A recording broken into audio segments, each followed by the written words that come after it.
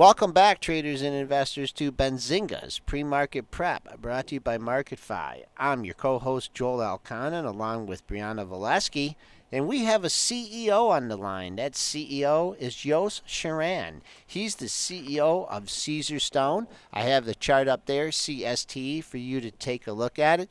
Good morning, Yosef. How you doing today? Good morning. Thank you very much. So could you just give us a little bit of your work background and how you ended up to be the CEO of Caesarstone? For the last 20 years, I manage public companies. Some of them I took public. Some of them were public companies before I joined them. And about 7 years ago, I met a private equity that held a part in Caesarstone, and they offered me to join Caesarstone. What intrigued me about Caesarstone was the possibility to build a global brand. Okay. So this is how I joined Caesarstone. All right, so you were CEO at a few other companies, Tefron and Technoplast. There are a couple valuable lessons you learned from your stints there that have helped you in your leadership role at Caesarstone. I think with those companies and like everybody, like experience for everybody else, you gain some expertise. What I learned is first and foremost, of course, to work with people, to motivate them to collaborate. And in addition to that, of course, all other aspects of businesses, how to build an efficient business, how to build the right structure, the organizational structure, to understand a lot about consumer preferences and consumer understanding and perception about your products, product development, brand building, of course, and engagement with global players, either big retailers or other leading brands. Okay, so tell us about your company and, more specifically, what is quartz used for? So Caesarstone invented the quartz surface in '87 by kibbutz. Kibbutz is a sort of special form of living typical to Israel, where you have no property and everything belongs to everybody, sort of say. The average kibbutz is about 1,000 people. This specific kibbutz that invented Caesarstone is about 700 people. So they were looking about to come up with an invention that will create the best surface. They thought about quartz. Quartz is a mineral that is very durable and very strong, one of the strongest after diamond.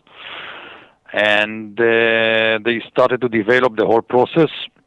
By the mid-1990s, after a very tough beginning, they started to produce countertops, and the company started to grow. And then, step by step, it was presented to the world. Quartz is still relatively new story globally, or let's say relatively new. And quartz is the best alternative today over other alternatives to serve as a countertop. So you may be familiar with granite, with marble, with laminate or solid surface. They are all being replaced by a better solution, quartz surfaces. And of course, we believe that Caesarstone provides the best quartz surface around. So Caesarstone operates globally today in 55 countries.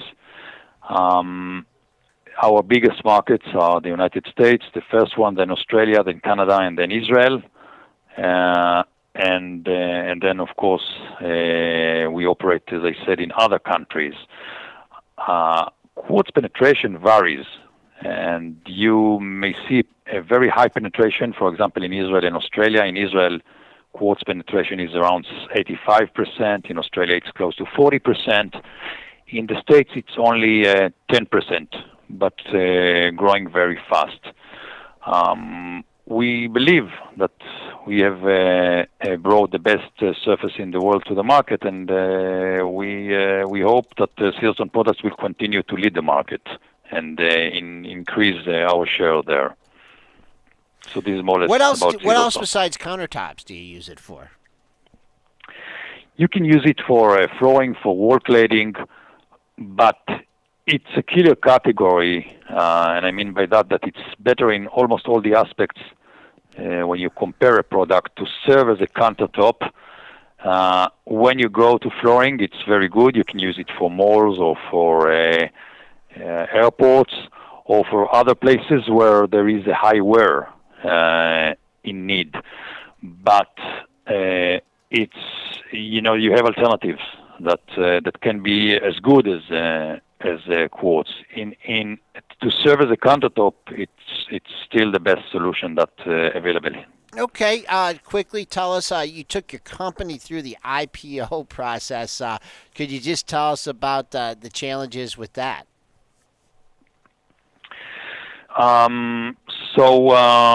We decided to go to IPO as a strategic move in order to improve our access to cash and to make sure that it will not be a limit down the road when we need to grow and to invest. As you probably have seen, we invest a lot of money in products line and in buildings for those machineries, and also for other issues like marketing and building brands. So we wanted to have access to this money. We decided to take it public. The process was a bit tough. When we came to the States through the roadshow, there was a lot of skepticism around the success of quartz and whether really the American consumer will adapt it and will prefer it over other alternatives. So in a way, we started as what is called a show me company. So let's see what you can do and then decide. But still, we managed to do the IPO, and and the rest is history.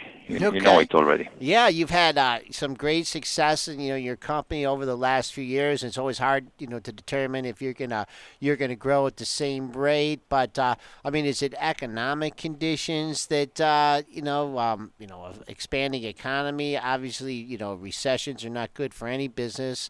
What kind of economic conditions, economic factors are you looking at that will help your company continue to grow? And on the flip side, what are things that could derail your growth?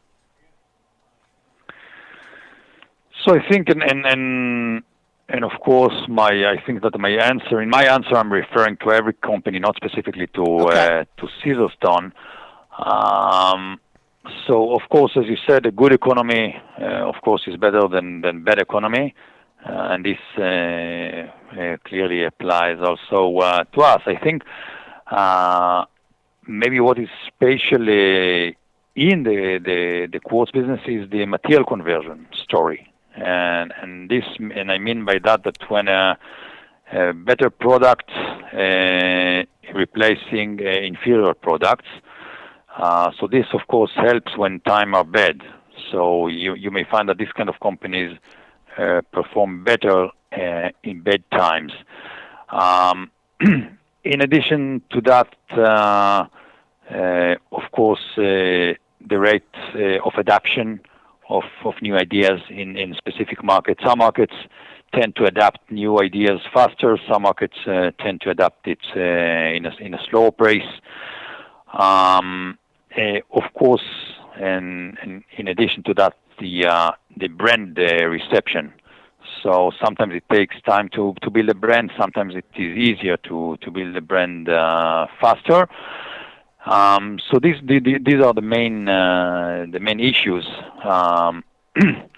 In terms of what could derail growth or success, again, I'm relating here to every company.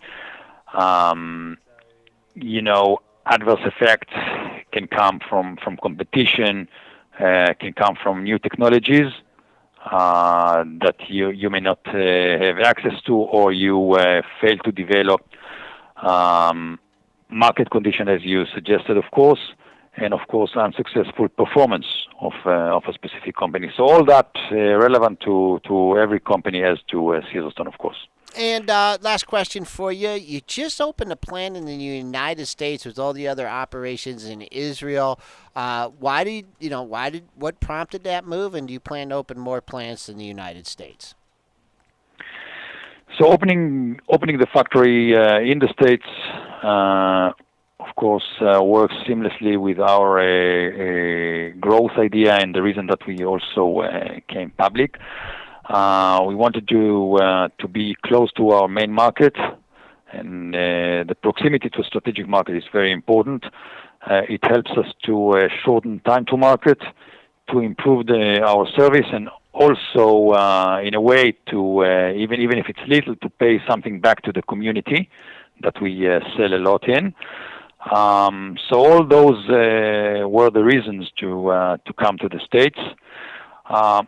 We have the ability in the place in Georgia, near Savannah, Georgia, and Richmond Hill, Georgia, to expand the plant. There are no specific plans on the table now, but we bought land, and our intention is to, with the time and with the demand, when it comes, to be able to increase our factory in the States. We've been on the line with Yosef Shiran. He is the CEO of Caesarstone. Company has done pretty well here. Yos, thanks for coming on. Love to hear about your company, and good luck, continued success, and we'll speak to you again soon. Thank you very much for your time.